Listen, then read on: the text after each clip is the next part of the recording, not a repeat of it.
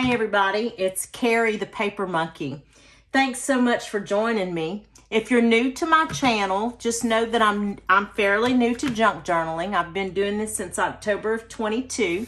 And if you're coming back to my channel, you've heard this story before, right? I don't know what seems repetitive to people, so I'm sorry, I don't mean to bore you, but I am actually coming to you on this Monday, June 26th, as my first invitation to a hashtag challenge. Well, technically, I guess it's not my first, but it kind of is. Anyway, I digress. Let me get back on track. Carol with a crinkled path asked me to do the hashtag challenge, hashtag what's in a name. Now, I wrote down some notes here, so I'm going to look on the side here because I want to get the creators of this hashtag, I want to get their names right. This hashtag was originated by, Paper Confessions with Cara Mia and BB Closet Creations. So thank you so much, ladies, for creating this hashtag. I think it's so interesting. When Carol invited me, I had a chance to kind of go watch some of the creators' different discussions about this, about how they got their name, what brought them to junk journaling. And my story, I promise you, is not going to be nearly that interesting. So I can't blame you if you skip over this and go to another tutorial. But if you decide to stick around, I'll make it as short as possible and maybe a little fun. I don't know. But let me start by saying how I got this name, Paper Monkey. And you want to talk about fate. This is the only thing I can say about me even being on YouTube, doing this craft. All of it it's divine. That's the only thing I can say. I know people think I'm being dramatic. I swear to y'all, I'm not being dramatic.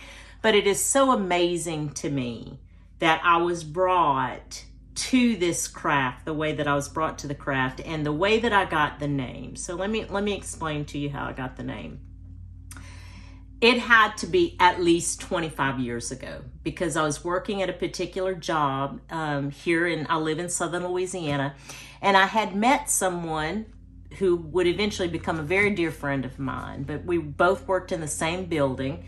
And I'm a clerically based person. I'm a secretary. I don't care what you call it nowadays. I'm a secretary. That's what I do. I type for a living. That's what I tell people. I have always loved paper.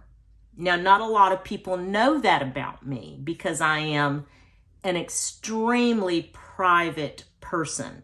Whenever I go to work, there's a work carry and then there's a home carry. And that's just how I have always been. So I tend to be very, very private, but I've just always been fascinated with paper, with different advertisements, fonts. I mean, you name it. We would get junk mail at work, and I was always kind of the designated, I'd go to the mailbox, I'd get the department's mail or whatever, wherever I was working, and I'd go through the junk mail. And I would spend a lot more time than I probably needed to looking at junk mail. Just because I was always fascinated with the feel of the paper, the font, the advertising, everything, the colors, everything. I just loved paper. Well, one day, this new coworker of mine, we were talking, and she was talking about her particular job. And she happened to be a buyer. She worked in the purchasing department, and she was a buyer. And she was kind of venting a little bit. She was venting to me. And she said to me, again, remember this, guys. I want you to remember this because this is pretty significant. It was about 25 years ago. She said, basically all I do with my life every day is I'm a paper monkey. I push paper around. I play with paper. This is all I do. And I just remember at that very moment thinking to myself, oh, that's me. I'm a paper monkey. But I didn't think of it in a negative way. I thought of it as fun because that's how I always felt about paper. Even whenever I was young, I remember I always loved books. I love to read. I was an avid reader. The library was my favorite place to go. The bookmobile. I don't know if y'all ever had a bookmobile, but the bookmobile was like a summer vacation spot for me. I mean, I loved everything about books. So whenever she used that term, paper monkey, I thought of it as something different than she was speaking of. I really did latch onto it. And I always in the back of my mind, and I'm telling you guys, not many people, if anybody did I ever share that with, know that I just always associated myself as kind of being a paper monkey because I just love paper. Anyway, so fast forward to October of 22. I am very much a creature of habit. I am wound pretty tight. Some of you that watch my channel know that I've mentioned this before, and how junk journaling is teaching me different things about myself, and how perfection is wasted, and you know, the limitations that I have put on myself because of, you know, the thought process that I have had, you know, whether it's everything's got to have a place, you can't, you know, collage is hard for me, my personality, because it doesn't make sense in my mind, in my mind's eye, but I'm learning that it does make sense. And I always loved it. Like, I love when other people do it. Don't get me wrong. I love the look of collage. I cannot do it. I don't do it well, but I'm having to teach myself because of my mindset. So fast forward to October of 22. I'm a creature of habit. I like things to be a certain way. You know, I like things to be structured. I like to see the same people. My free time is spent the same way, yada, yada, yada. Well, until my daughters moved away. And that changed my day-to-day world significantly. And now listen, do not have a pity party with me here. This is not about a pity party. My daughters are fine. They're doing well. This is not meant for that. I'm just saying how it changed my everyday life. And then my boss left. And he was a good boss. I mean, he was fine, you know, but it was just another change. So I had a significant change in my home life. I had a significant change in my work life. And then in December, we had a situation at my work that caused the whole organization. I'll just tell you, we had a tornado that happened at our office building, and it caused the whole organization this, it was chaos. And it was, you know, what structure we did have. You remember now, my boss left, so we're a department without I guess to sum it all up, is just to say that my world significantly changed. Was it tragedy? No, there was no injuries, no significant injuries during the tornado event at my work. So we're very thankful for that. And so I don't want to give the impression to any of you that any of this was tragic, because there are, believe me, there are so many people out there in the world that are suffering, and I don't want to give the impression that I was suffering. I wasn't suffering at all. It was just because for a personality like mine, who loves and craves structure, my world had changed. My day-to-day world had changed. So I started watching YouTube because I had a lot of free time. I had never been a YouTube watcher, not really. I mean, I'd get on YouTube if I wanted to learn how to do a formula in Excel. That was the extent of what I would get on YouTube for. I was never really a social media person. In fact, I don't even have a Facebook. I did at one time when Facebook, early on, I did have a Facebook page, but I got off of it because it would irritate me, just to be honest with you. I'd get on there and some people like to use Facebook as their personal psychiatrist, and they put all their business out on the street, and I thought, oh, no, I'm not doing all that. So I don't even have a Facebook page. So I was very, very, very limited by choice on what social media I did use. Okay. So in October, I started having all this free time during my off work hours. And so I started watching Crafty Girl.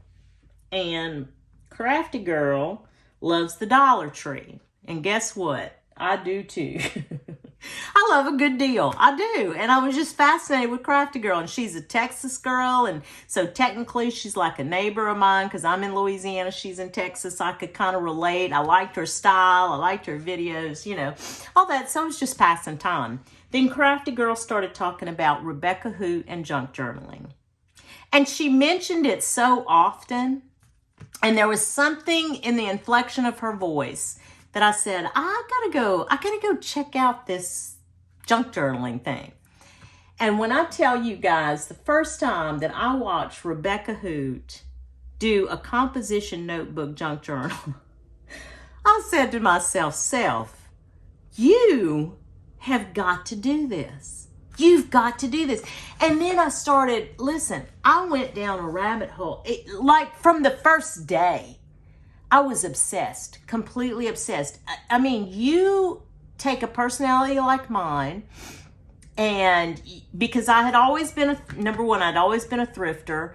I love to repurpose things. I love to see what you can make something else do. Now, I'd never been a crafter, and all the crafts that I had tried in the past, I'm 55 years old, almost. I'll be 55 this year. And so I've tried different crafts along the way. I would always make the mistake of comparing my work, my product, my art to other people. And Rebecca was so clear on the fact that you can do whatever it is you want to do. It's your junk journal. And I was like, what? Hold on a minute. I don't have to draw cute people like you do, because she's a fabulous artist. I don't know if you guys watch Rebecca, but I really don't even junk journal like she does. But I was just like, oh, this is fascinating. This whole concept is fascinating to me. And so I started going down the rabbit hole, and I came across, Tina at Shabby Dabby Doodah, Miss E at Scrapbooking with Me, Gail Augusta Nelly. I'm trying to think of all of, Carrie the Crafter, all the big crafters, because when you start down this path on YouTube, of course, when you type in junk journaling, the more popular videos are going to come up, right? It's the smaller channels that really don't come up as much, right? The first ones that are going to populate are going to be the ones with the most views. So that's where I landed in the beginning. Now, let's talk about the actual YouTube channel. So the very first video, I was kind of looking back and to see why I even did this, was because I thought to myself, there was something so significant, because I had started the craft in the background before I started the channel, but there was something so compelling about it that I wanted to document this in a way that I had never done before. I had never put anything like this together online. I had never done a video on YouTube. I mean, I had a YouTube username, but I didn't have any videos out there. I didn't have a channel per se. So when I thought to myself, I can only say I was just compelled. I wanted to document what I was doing. So I did, with no big fanfare, no big announcement, no real intention to grow a channel, to be honest with you. It was just really to document. I thought, well, my grandkids would love it. Maybe, one day they'll look back on it and think, oh, look, my Mimi did this. That's kind of all I was thinking, but I knew I wanted to get it on video. So I did. I got, put some videos out there, and I had an Instagram channel. So I changed the username on those to the Paper Monkey. And of course, let's go back to 25 years ago. The Paper Monkey was a natural fit. That was it was always, in my mind, I've always been the Paper Monkey. I just didn't make it public, right? So whenever I came up with doing a YouTube channel specific to what I was doing, I said, well, I have to be the Paper Monkey, because that's what I am. I love to play with paper, and that's all this is about. In the beginning, on March 17th, when I loaded my first video, I was like, that's what I gotta be, the Paper Monkey. So it was all so natural. And for it to be this natural, it's not of my doing. I'm telling you right now, it really is not. So then I think I told two people. Well, I told my daughters and my husband, but two people outside of my family. And they went and watched my videos, and they were so encouraging. They were like, you really you're articulate, and they were just so complimentary about it. And I thought, oh, okay, well, I don't know, maybe somebody will find it entertaining. And then I got my first subscriber, my first real, somebody I didn't know. And it just evolved. It just truly evolved, and it gained momentum. I'm sorry. It gained, you see, that's how articulate I am. It gained momentum. And then I started having these lovely interactions with people that I didn't know, people across the country. And then I got into the analytics of YouTube, and I'm fascinated by stats and analytics. It's kind of what I do in my work world. And I love that kind of side of it, the science of it, and kind of the algorithm. I'm just kind of nerdy like that. I'm a little nerdy. But there was everything about it so far has just been fun. It's just been fun. But it was the fun that I needed in my life. And I was brought to it for a reason. And I don't know what that reason is, but I'm going to keep doing it until it's not fun. That's kind of what I decided. Until it's not fun, I'm going to keep doing it. And so I appreciate Carol at A Crinkled Path for asking me to tell my story. And I think that's kind of it, guys. I wish that there was more to it than that, but there really isn't at this point. I am a beginner, and one of the things that along the way that I realized, let's go back to being a beginner and kind of going down this rabbit hole of the junk journal world. I realized that, yes, when you are a beginner and you don't know anything about this, and you just type in the search bar for YouTube, junk journal, what is going to populate are those bigger creators. And they're lovely. I love all of them. I think they're lovely. This is no slight against any one of them. But what I realized along the way was there are also lovely creators who have less than 500 subscribers, less than 1,000 subscribers, less than 2,000 subscribers, who are articulate, and they give great tutorials, and they are caring, loving, wonderful people. And I thought, you know what? One of the things that I would like to do is to recognize those smaller channels, because I have been recognized by others, and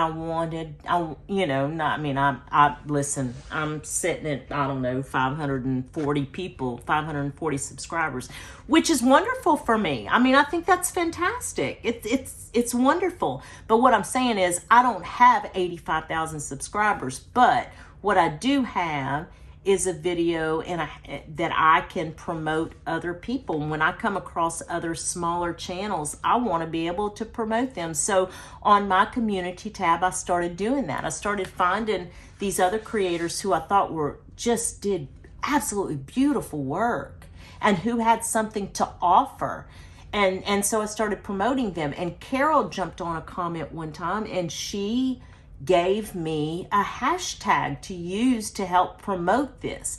And it's hashtag love a little channel. So you'll see that pop up on my page every now and again, because whenever I do come across a channel that has 500 or less subscribers, I like to promote them. And so I do that. So along with that being said, I'm going to take, and part of this hashtag is to tag 5 other creators so that they can tell their story. So I have 5 creators here in my notepad on the side here that I want to tag, and I'm going to put all this in the description also. But I want to tag Hazel Anaka Designs. I want to tag Jody Lee, and I want to tag Carrie. That's Kerrie. And I'm going to spell the next word because I don't know how to pronounce this. Guiel 2136. Now her channel name is My Vintage Shabby Shop. Then I also want to tag Miss Viola Vintage, and I want to tag Brittany Blinger Creations. If you guys don't follow Brittany, please go follow Brittany. I love to watch Brittany does these collages in these notebooks.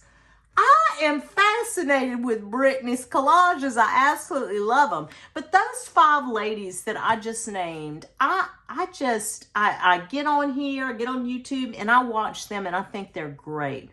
But I have been blessed to make some what I consider friendships. You know, Meg at Chasing Retro,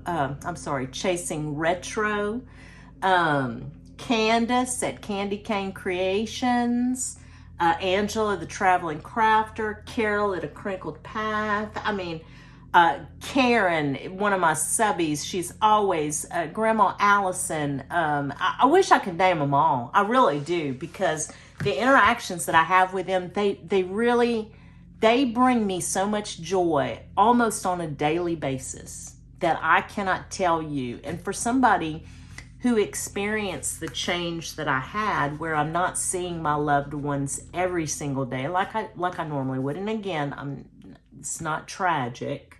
It's not tragic. But it was a significant change in my life, and I wanted to fill it with joy and comfort, and that's what YouTube brings me right now. So I'm going to keep producing videos, and I'm going to keep keeping along, and hopefully it'll be entertaining to others, and you know, I'll get good feedback, and we'll just keep creating pretty things every day.